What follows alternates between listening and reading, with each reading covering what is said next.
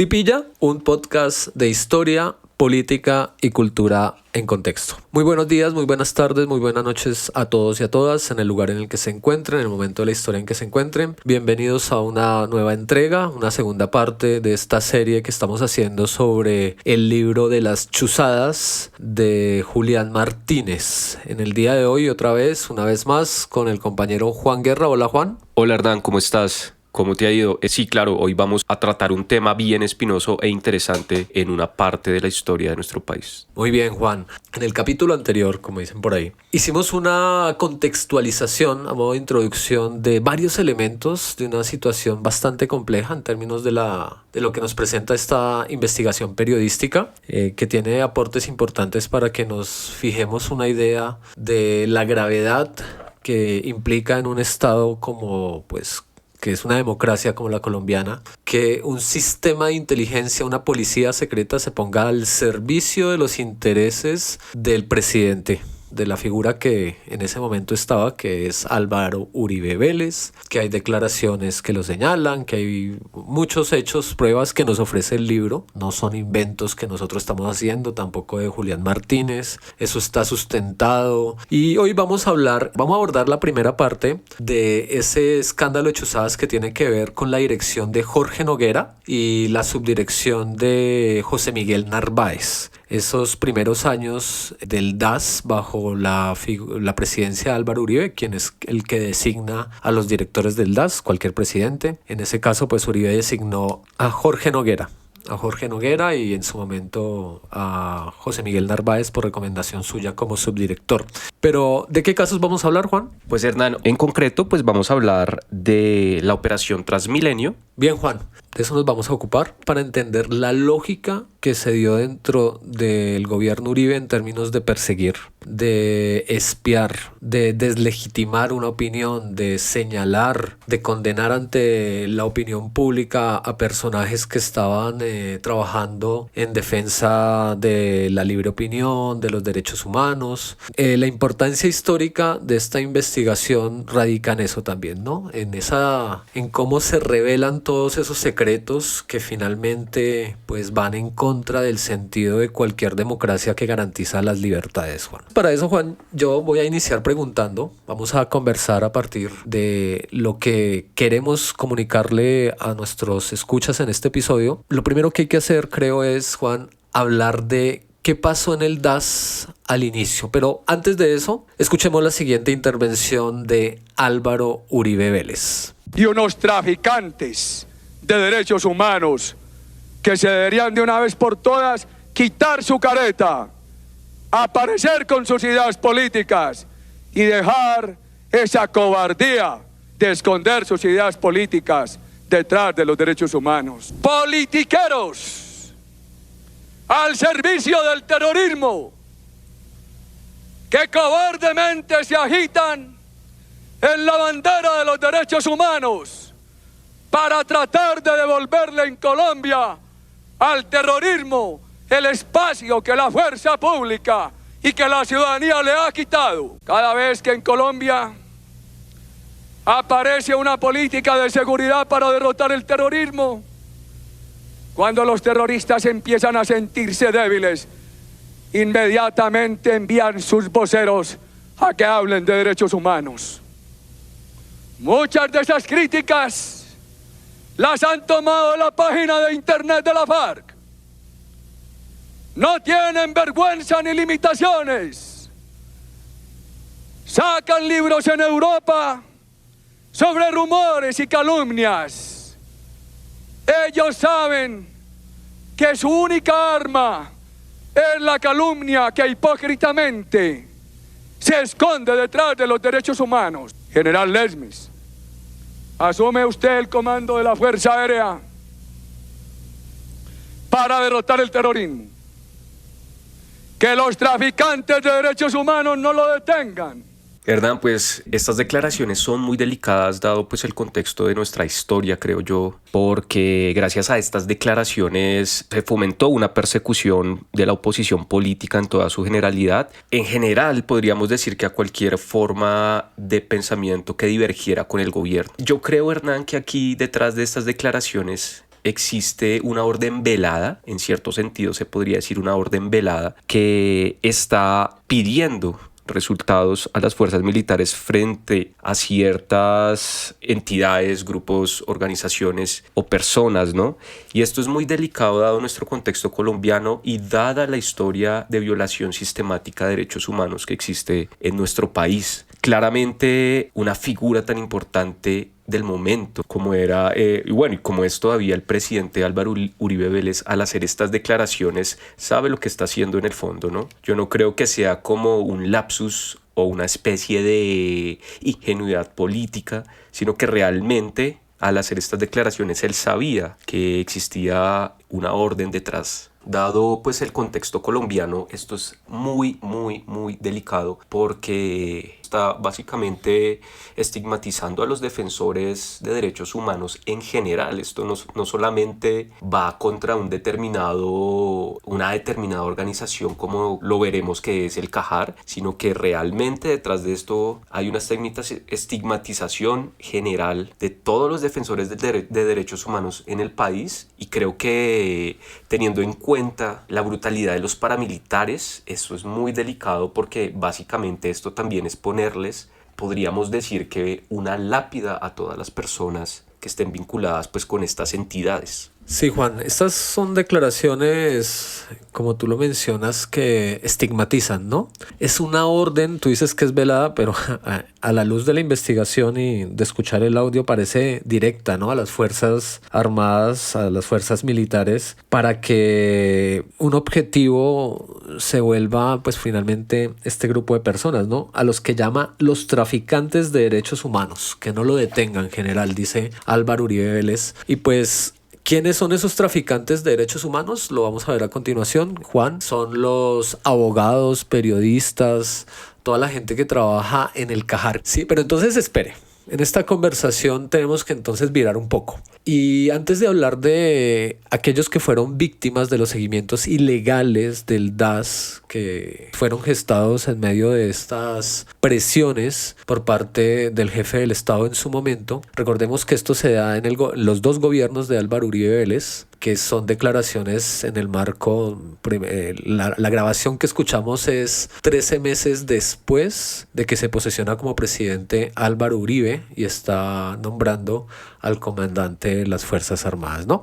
Pero bueno, Juan, hablemos del G3 entonces, antes de hablar de las víctimas del CAJAR, del colectivo de abogados José Alvear Restrepo. Hablemos de qué fue el G3, contémosle a nuestros escuchas en este episodio qué es el G3, cómo se gestó, quiénes fueron sus protagonistas, qué relevancia tuvo, a dónde se filtraba, a quién iba dirigida la información que recogía, cómo se dieron esas orquestaciones en términos operacionales del G3, quién lo dirigió, por ejemplo, quién es el que se encarga de conformar y dirigir el G3, Juan. Bueno, Hernán, este es un tema bien complejo porque el grupo G3 es un grupo que se descubrió con las investigaciones posteriores que fue armado ilegalmente, es decir, no existe un registro legal de su conformación. Esto lo convierte pues en un grupo de inteligencia clandestino. Digamos que hay varios personajes involucrados en este grupo.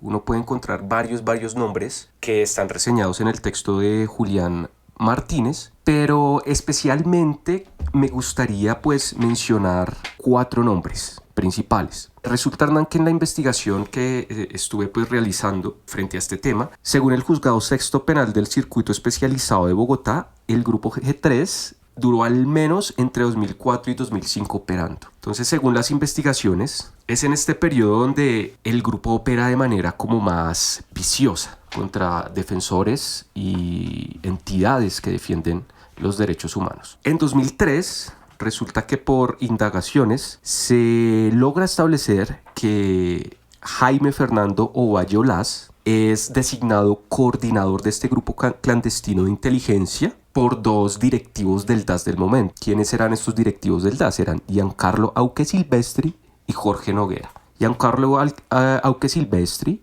pues era el director de inteligencia del DAS del momento y Jorge Noguera era el director del DAS del momento. Lo designan como coordinador bajo las directrices de un nombre también que va a sonar repetidamente y es el de José Miguel Narváez. Entonces, básicamente estos dos directivos del DAS, en resumidas cuentas, lo que hacen pues es fijar a Jaime Fernando Bayolas como coordinador bajo las directrices de José Miguel Narváez, este ideólogo del paramilitarismo y este profesor con un montón de estudios que montó toda una ideología paramilitar y que incluso, como lo mencionamos anteriormente, daba clases y adoctrinaba pues a los paramilitares. Entonces digamos que esto es básicamente el esquema general, cómo se constituye el grupo G3 en un primer momento, ¿no? Entonces 2003 se idea, 2004-2005 es cuando opera de manera más intensa. Bien, Juan, entonces tenemos el grupo G3, ¿no? Que se denominó en su momento Grupo Especial de Inteligencia. Y como tú señalas, pues clandestino desde el principio. Yo quiero que me hables de los objetivos, pero antes de hablar de los objetivos, quisiera referir algo que está en el libro y es que en algún momento la fiscalía señaló las conductas punibles del grupo G3, ¿no? Entonces yo voy a nombrarlas y quisiera que tú desarrollaras eso en función de los objetivos que tenía este grupo de inteligencia. En el libro de Julián Martínez dice que las conductas punibles en las cuales incurrieron los altos y medios mandos del DAS estaban tipificadas en los siguientes delitos: violación ilícita de comunicaciones, utilización ilícita de equipos transmisores y receptores, abuso de autoridad, falsedad ideológica en documento público, destrucción, supresión u ocultamiento de documentos públicos, concierto para delinquir y fraude procesal. Y también, Juan, esto funcionaba en el piso 10 del edificio, ¿no? Del DAS en Bogotá, ahí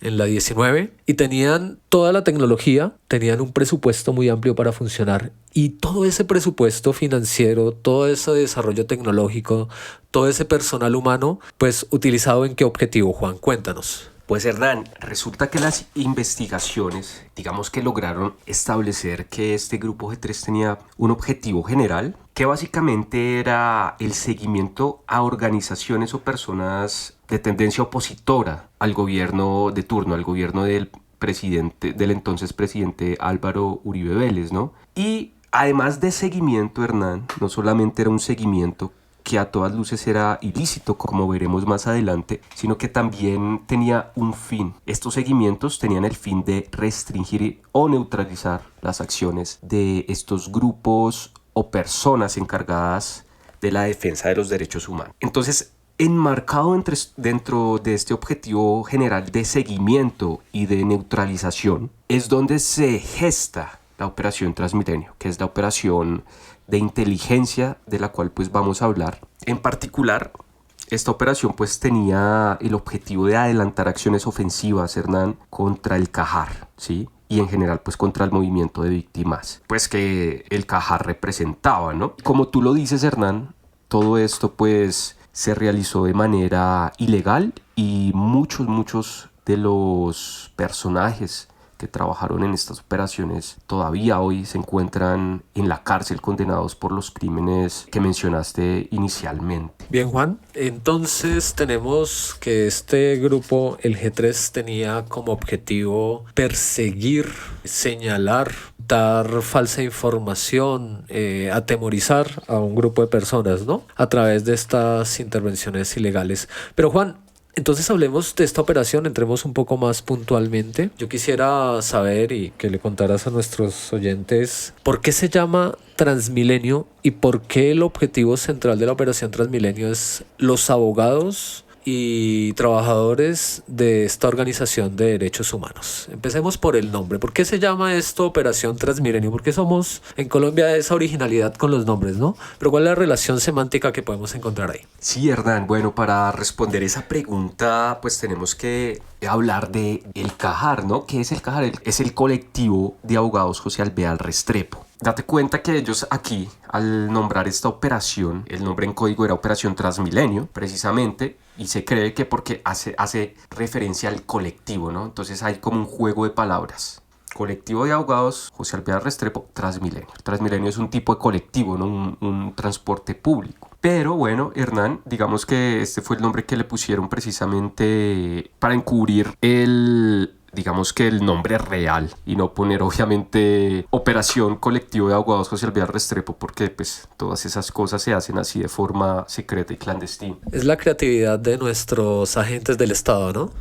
Sí, la creatividad a todas luces, en todo su esplendor, ¿no? Entonces, Hernán, el colectivo de abogados José Alvear Restrepo es una organización no gubernamental que se funda en 1980, es decir, tiene más de 40 años, Hernán, y es la organización más importante que existe en Colombia a nivel nacional e internacional para la defensa de los derechos humanos. O sea, el colectivo pues ya tenía una historia antes de que todo esto pasara, ¿no? Una historia bien importante frente a la defensa de los derechos humanos, al establecimiento de la verdad sobre crímenes de lesa humanidad, en la búsqueda también de justicia y reparación para las víctimas. Es una entidad que se ha caracterizado por combatir fuertemente toda esta violación de derechos humanos que se da aquí pues en Colombia, ¿no? Esta ONG es tan importante que ha recibido pues varios reconocimientos a nivel internacional por su lucha con los derechos humanos. Por ejemplo, ellos en 2016 recibieron un premio en Estados Unidos que se llama el premio Judith Lee Stranack. Entonces es un premio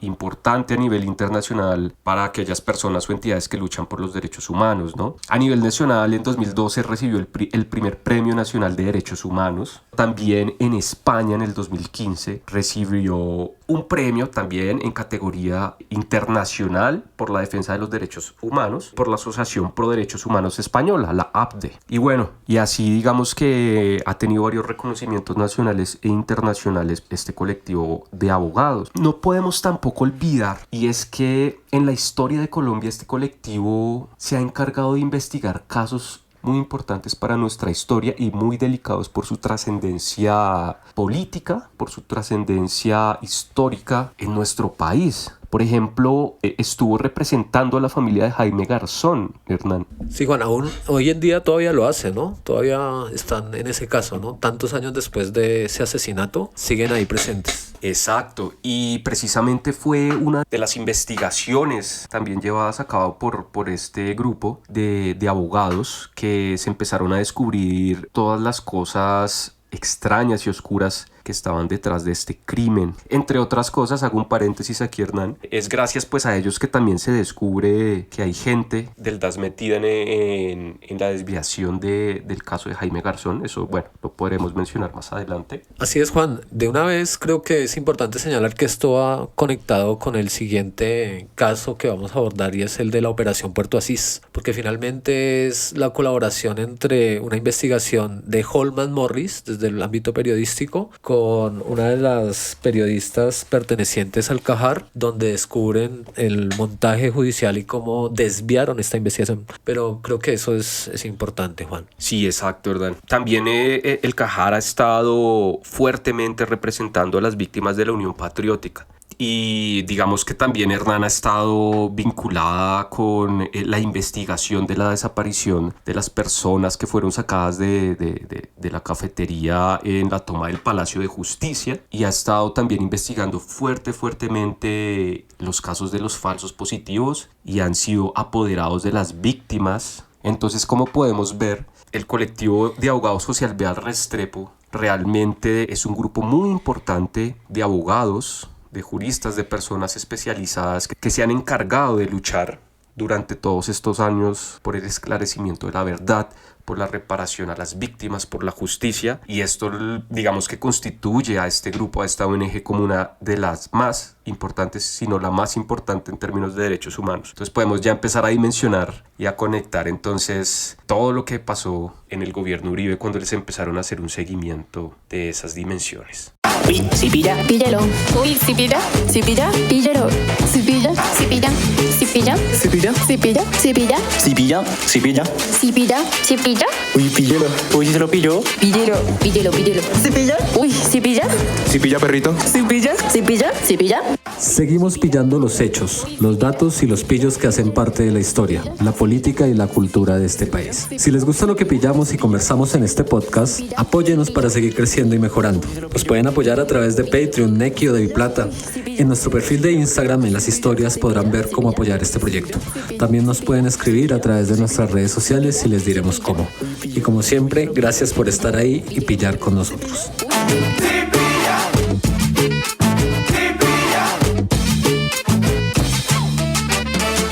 Bien, Juan. Bueno, entonces tenemos que este colectivo de abogados es una ONG, una organización no gubernamental. Martínez, en su texto, Julián Martínez señala que el objetivo del DAS frente a esta ONG, por sus relaciones internacionales y por su labor humanitaria, fue específicamente pues relacionarlos con grupos narcoterroristas, ¿no? Querían judicializar a los integrantes de este colectivo de abogados, querían fabricar pruebas para abrirles procesos judiciales, y la inversión que se hizo para esto es demencial a la luz de toda la maquinaria que se gestó en términos tecnológicos y humanos en eso.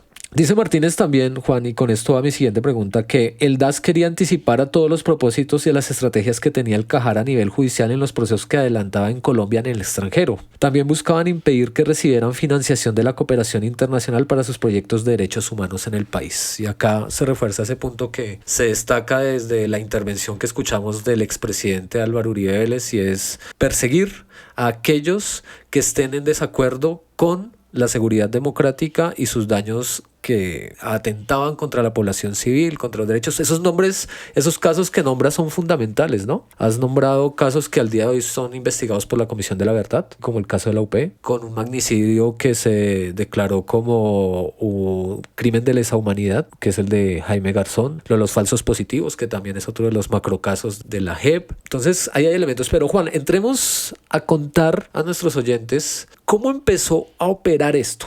Es decir, cómo empezaron a seguir a este colectivo de abogados, cómo se dieron esas intervenciones. Por ejemplo, creo que hay que hablar del presidente del Cajar, que es Alirio Uribe, y otros funcionarios que fueron sistemáticamente acosados, turbados en términos de su desempeño profesional, psicológicamente afectados. Juan, cuéntanos cómo se desarrolla esta historia a partir de lo que nos dice Julián Martínez en su libro de Chuzadas. Claro, Hernán. Aquí digamos que podemos distinguir varios métodos que seguía el DAS, en particular este grupo clandestino de inteligencia llamado G3. Para el momento, Hernán y oyentes, resulta que el Cajar contaba con alrededor de 78 miembros, algunos de ellos eran abogados, otros eran pues auxiliares jurídicos, y todos ellos fueron chuzados. Y el DAS puso especial énfasis en los líderes, ¿sí? Una cosa muy delicada y también que es muy importante decir es que no solo estos 78 miembros fueron víctimas de los seguimientos ilegales del DAS, sino que también las familias de ellos. Entonces se puede decir, Hernán, a raíz de la investigación de Julián Martínez, que fueron alrededor de unas 372 personas las que fueron afectadas por estos seguimientos ilegales. Teniendo en cuenta un agravante, y es que, Hernán, el 30% de las personas eran menores de edad. O sea, dentro de este grupo, alrededor de 94 personas eran menores de edad. Porque es que resulta que esta organización ilegal de inteligencia no solo tenía como objetivo a los miembros del Cajar, sino a toda persona, incluso entidad nacional o internacional que tuviera vínculos con el Cajar. Nos cuenta Julián Martínez que en ese momento el colectivo pues tenía 3 líneas telefónicas principales, 2 digamos que se usaban para llamadas nacionales, una para llamada internacional, y tenían un fax. Resulta que todos esos teléfonos estaban intervenidos, o sea, el DAS tenía acceso de primera mano a toda la información que llegaba a través de estos medios de comunicación al Cajar. ¿Esto con qué objetivo, Hernán? Esto tenía un objetivo concreto y era básicamente averiguar cuáles eran las entidades o personas nacionales o internacionales que financiaran al colectivo de abogados para después hacer una operación de sabotaje frente al financiamiento que recibía el CAJAR por parte de estas entidades. Y ahí pues se conecta con lo que tú dices, Hernán. El DAS quería construir y establecer pruebas ficticias y establecer vínculos ficticios de esta entidad con narcoterroristas para descreditarlos a nivel internacional y que dejaran de recibir pues los apoyos económicos que recibían de entidades internacionales. Esto es muy muy delicado y esto pues se enmarca dentro de uno de los objetivos que ya mencionamos, Hernán, que es neutralizar las acciones de las ONG a nivel nacional e internacional. Dentro de las acciones ofensivas de las cuales fueron víctimas los miembros en concreto del CAJAR, podemos encontrar también intimidaciones de todo tipo. Resulta que hay testimonios de muchos de los miembros que decían que recibían llamadas extrañas. Gente llamando, preguntando cosas raras a la casa, así como diciendo mensajes extraños. También ellos se sentían que estaban siendo perseguidos, que de pronto salían a la calle y pasaba un carro extraño, o que salían en sus propios carros y los seguía otro carro. Y cabe mencionar 3 ejemplos bien concretos. Las víctimas más afectadas por estos actores del DAS, precisamente por su carácter de dirigentes. Entonces hay un caso que está bien documentado en el libro, y es el caso de Soraya Gutiérrez. En ese momento, cuando el G3 estaba operando, resulta que a Soraya Gutiérrez le hicieron un atentado. Ella hacía parte pues de la unidad de protección, y resulta que ella, haciendo uno de sus viajes normales que se hacen pues en estos carros blindados, una vez fue detenida por otro carro. Se bajaron unas personas armadas con armas de fuego de alto calibre y le dispararon al carro. Ella pudo escabullirse, pudo escapar, no la mataron ni nada, pero esto fue como un primer mensaje de que, pues, mejor dicho, se estaba metiendo con las personas equivocadas. Se documenta también que metieron hasta la hija de ella en este lío, la amenazaban a ella con su hija, y llegó a recibir una muñeca descuartizada. Le llegó un regalo así, macabramente. El regalo era enviado por su padre, que había muerto hace 10 años, imagínate, Hernán. Sí. Y cuando ella ve ese regalo, claro, ella sospecha de una, piensa que puede ser una bomba, entonces llamó a la policía. Resulta que cuando abren el regalo, ya bajo los esquemas de seguridad, pues pensando que era una bomba, ven que es una muñeca descuartizada llena de sangre. Y uno podría preguntarse, bueno, pero ¿será que todo este entramado de acciones macabras pudo haber sido orquestado por el DAS? Y la respuesta, Hernán, es que sí, porque resulta que se descubrió que en el juicio que se adelantaba contra Carlos Alberto Arzayus, que era subdirector pues de operaciones del grupo G3, en este juicio un capitán de nombre Jorge Alberto Lagos León confirma que el DAS contaba y seguía con métodos de tortura psicológica. Entonces, básicamente, lo que pretendía el DAS, y en particular el grupo G3, era adelantar maniobras de tortura psicológica contra directivos e investigadores del CAJAR, precisamente para estresarlos y para que se fueran del país y no siguieran investigando todo lo que venían investigando. Y prueba de ello, Hernán, es que cuando hicieron el hallamiento al DAS, encontraron unas carpetas de formato AZ. Estas carpetas de formato AZ que estaban en físico, precisamente porque una de los métodos del DAS para cuidarse era no tener nada en digital. En dado caso que de pronto alguien los hackeara o algo, ellos tenían todos los materiales en físico y los podían destruir fácilmente. Curiosamente, en estas carpetas que no destruyeron o no alcanzaron a destruir, ahí contenía información que prueba que en la operación Transmilenio existe un instructivo de tortura psicológica. En particular, resalta dentro de este instructivo de tortura psicológica que fue aplicado a la periodista Claudia Julieta Duque, que, como tú lo mencionaste, hizo parte fundamental en el descubrimiento del ocultamiento del DAS frente a los verdaderos culpables de la muerte de Jaime Garzón, ¿no? Y el nombre de estos documentos, Hernán, fíjate, era Guerra Psicológica, Inteligencia Ofensiva, Planes de Desprestigio y Descrédito. Es increíble, pero esto estaba sucediendo en el seno del DAS. Uy, píllelo. Uy, ¿se lo pilló? Píllelo, píllelo, píllelo. ¿Se pilla? Uy, ¿sí pilla? ¿Sí pilla, perrito? ¿Sí pilla? ¿Sí pilla? ¿Sí pilla? Sí, Juan, o sea, es tremendo todo lo que nos has descrito hasta este punto en tu narración, en tu descripción de esos hechos, pues habla es de la gravedad del atentado contra las libertades y contra el ser humano en su momento, que pues son personas finalmente que están desarrollando su trabajo y que al ser declaradas enemigas de la seguridad democrática fueron perseguidas a través de estos métodos. Es terrible que se utilice un manual que se diseña, además lo encontraron en las investigaciones, la fiscalía halló un manual con los procedimientos tremendos, lo de la muñeca, lo de la amenaza a los hijos de estas personas, como en el caso de Soraya Gutiérrez, que pues tuvo que irse del país, ¿no? Que eso también es algo importante mencionar, Juan. Hay unos casos relevantes que tuvieron que exiliarse, irse a partir de estas presiones, ¿no? Entonces, Juan, nos has nombrado unos métodos, unos modos, eso es fundamental, pero me imagino que hay que observar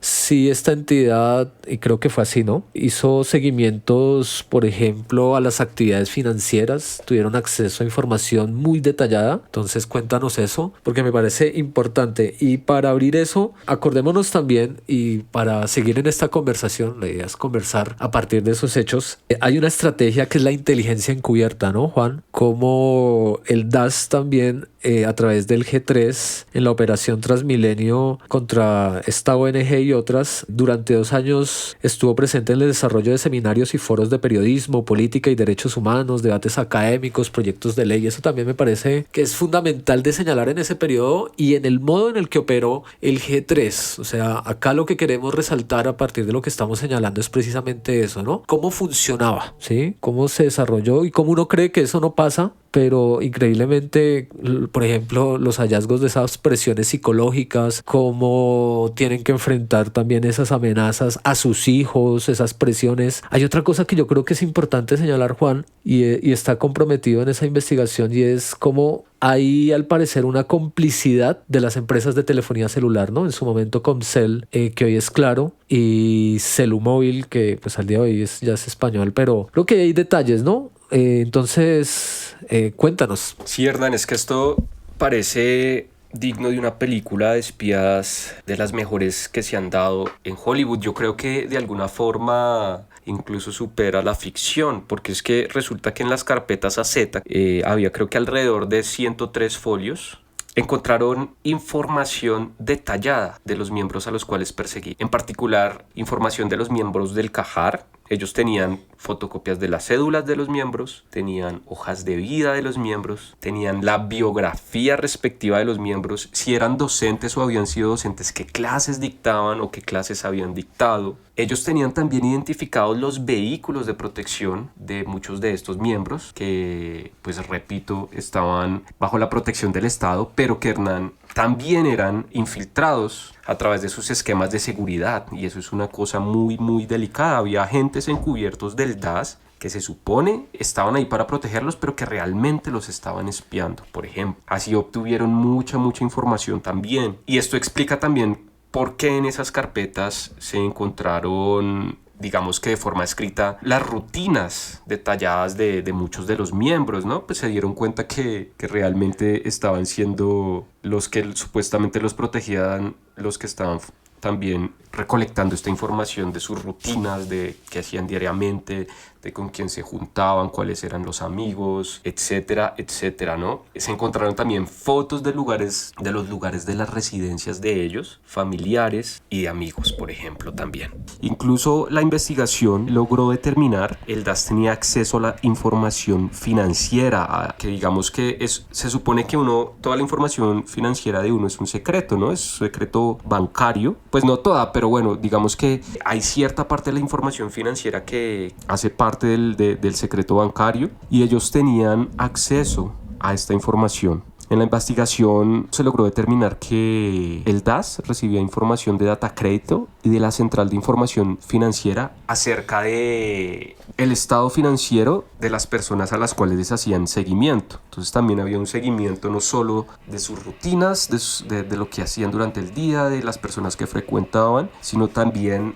había todo un bosquejo de su actividad financiera. Incluso el Banco de la República compartió información secreta del Cajar con el DAS. Eventualmente, pues, los funcionarios que estuvieron implicados fueron absueltos. Digamos que alegaron que simplemente estaban actuando de buena fe con un organismo de inteligencia. Pero esto, Hernán, delata, digamos que toda la organización que había detrás, que uno nunca llega a imaginar, ¿no? Y que básicamente estaba penetrando todos los niveles de vida de las personas a las que seguían. Esto es increíble, realmente esto parece traído de una película de ficción de espías del más alto calibre, ¿no? Así es, Juan, pero a veces, y bueno, siempre, y sobre todo en este país, la realidad supera la ficción, ¿no? Entonces, a veces uno piensa que es increíble que pasen ciertas cosas, pero porque solamente puede pasar, digamos, en las películas, en las novelas, que en el en el episodio pasado nombrábamos. Bueno, pero bien, entonces, sí, tenemos, lamentablemente, hay sistematicidad, hay toda una orquestación alrededor de seguir correos electrónicos, intervenir los teléfonos,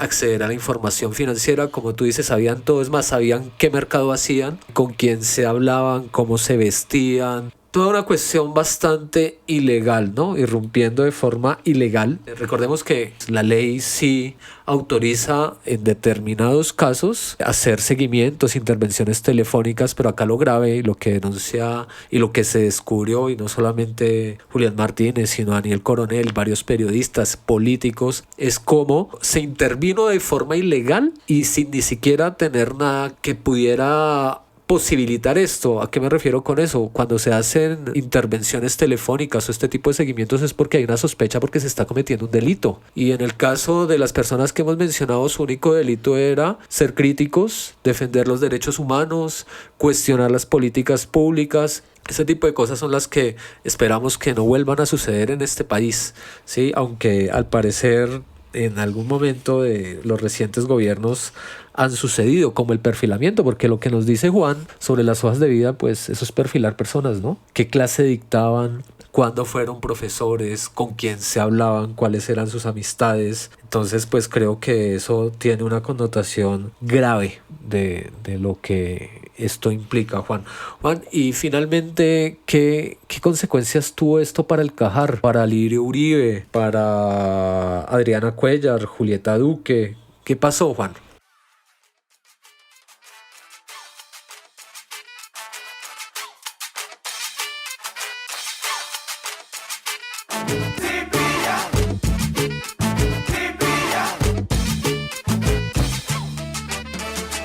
Pues Hernán, digamos que a largo plazo afortunadamente se destapó toda esta olla podrida, pero claro, imagínate en ese momento de persecución velada y de desprestigio orquestado a nivel estatal, lo que pudieron haber sentido realmente las personas que estuvieron involucradas en estos hechos. Como tú lo mencionaste, muchas de ellas tuvieron que salir del país, pedir asilo en el extranjero, pues por el miedo a que las asesinaran a ellas o a los miembros de su familia, ¿no? El caso de Soraya Gutiérrez es importante, ¿no? Y está bien documentado en el trabajo de Julián Martínez. Y también tú lo mencionas, a Lirio Uribe Muñoz, que es actual miembro, pues, de la Cámara de Representantes por el Polo Democrático y que ha sido 3 veces vicepresidente de la Federación Internacional de Derechos Humanos, también fue perseguido de manera muy viciosa por esta entidad. Hernán, un nombre también importante que no podemos olvidar es el de Reinaldo Villalba, que también fue un miembro de la junta directiva de Cajar, que actualmente es vicepresidente de la Federación Internacional de Derechos Humanos. También fue supremamente perseguido y estigmatizado precisamente por estas afirmaciones que hacía Uribe en público. Un hecho que me gustaría mencionar y que es importante, y es que volviendo a este evento que pasó en el Parlamento de la Unión Europea, el 10 de febrero del 2004, resulta que cuando Uribe menciona explícitamente al Cajar y a Reinaldo Villalba, una semana después, es decir, el 16 de febrero del 2004, una semana después de estas declaraciones, como por arte de magia, resulta que el Cajar recibe un correo electrónico con un panfleto de las Autodefensas Unidas de Colombia. Específicamente recibió un panfleto del bloque Cacique Calarcá de las autodefensas, donde los declaran como objetivo militar a todos los miembros del CAJAR. Y repito, esto sucede una semana después de las declaraciones del presidente Álvaro Uribe Vélez frente al Parlamento de la Unión Europea en Francia. Entonces aquí, Hernán, toca dimensionar todo eso, porque uno ahí empieza a ver las conexiones y las consecuencias de las declaraciones que un personaje tan importante para la política de Colombia, cuando las hace, pueden tener. Y esto es algo que realmente hay que tener en cuenta en todo este proceso. No son cosas dichas al aire, tienen consecuencias, y consecuencias reales dadas nuestro contexto histórico. Entonces, claro, todas estas personas sufrieron una persecución terrible y real, y sin embargo muchos de ellos siguen todavía ahí luchando por los derechos humanos, y es algo de admirar realmente. Perfecto, Juan. Sí, Juan. Además, no hay que olvidar una cosa, querido Juan, que finalmente la justicia, las investigaciones han demostrado con el paso del tiempo que José Miguel Narváez y Jorge Noguera eran fichas del paramilitarismo. Entonces las amenazas contra este tipo de ONGs como lo es el CAJAR, pues también tenían una veeduría y una conexión con los bloques, por ejemplo con el bloque norte de las Autodefensas Unidas de Colombia, con Jorge 40. Recordemos que, como lo decíamos en el episodio pasado, tú lo mencionabas, a Narváez le decían el profe, que Narváez, y lo cita el libro de Julián Martínez, es puesto en la subdirección del DAS por orden directa de Álvaro Uribe Vélez. ¿Sí? Y eso lo declara Jorge Noguera ya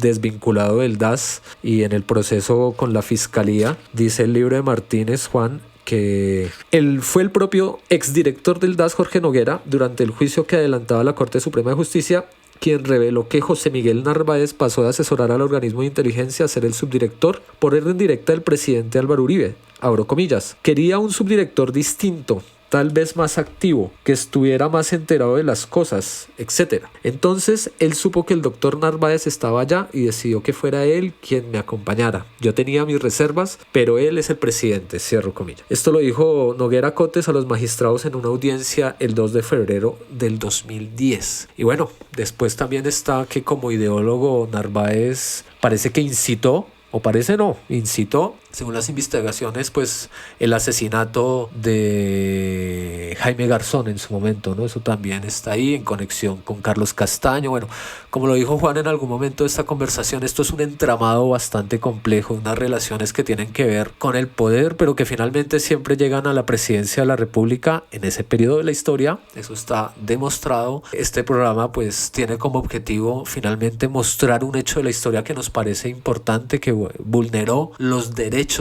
las libertades de pues quien piensa distinto en una sociedad, que no puede pasar ni con gobiernos de izquierda ni con derecha. Debe existir la libertad de opinión, de ser críticos, de cuestionar. Eso es importante, Juan, y me parece que esto es muy diciente. Sí, es verdad, y realmente lo que estamos diciendo y tratando acá solo es la punta del iceberg. Realmente en la investigación tan juiciosa y documentada que hizo Julián Martínez hay muchos más nombres, muchos más datos de relevancia. Y esto como digamos, para dar una indicación, me gustaría leer uno de los pasajes del texto, donde incluso pues aquí podemos encontrar que la cosa es compleja y tiene muchos más caminos, muchos más nombres. Esto se da en el contexto pues de la acusación contra José Miguel Narváez, ¿no? Y digamos en la investigación que se adelantó contra él por todos estos hechos también a raíz de las investigaciones, y dice: en la resolución de acusación contra Narváez y sus subalternos del DAS por la tortura psicológica que padeció Claudia Julieta Duque se involucra a Álvaro Uribe Vélez. Según William Romero, subdirector de Fuentes Humanas del DAS, las operaciones que cumplían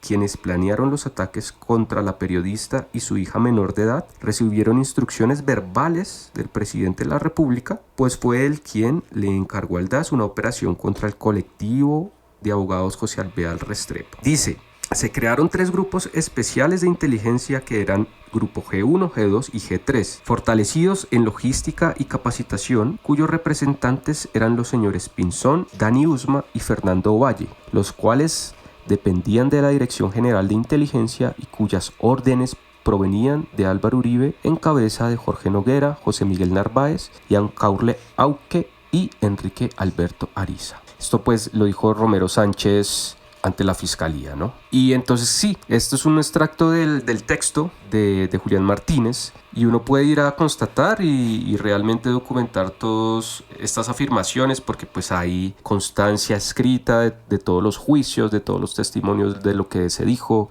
de lo que se descubrió pues en las páginas oficiales. Entonces también invitamos a nuestros escuchas para que si quieren profundizar un poco más en todo este meollo pues se puedan documentar directamente el texto de Julián Martínez y en las páginas oficiales. Y sí, Hernán, yo creo que esto es como si la punta del iceberg, algo muy muy general de lo que sucedió con el grupo G3 y en particular con la operación Transmilenio. Bueno, Juan, yo creo que para cerrar este episodio, que pues digamos hemos tratado de mencionar, de relatar, de describir los hechos más importantes que esta investigación periodística adelantó para demostrar y corroborar que hubo un movimiento sistemático, una estrategia de seguimientos ilegales, que como tú lo mencionabas, para atacar, para señalar, para desprestigiar a una oposición que era crítica ante un gobierno. Yo quiero cerrar este programa con el siguiente audio, Juan. En esta comunidad de San José de Apartado hay gente buena,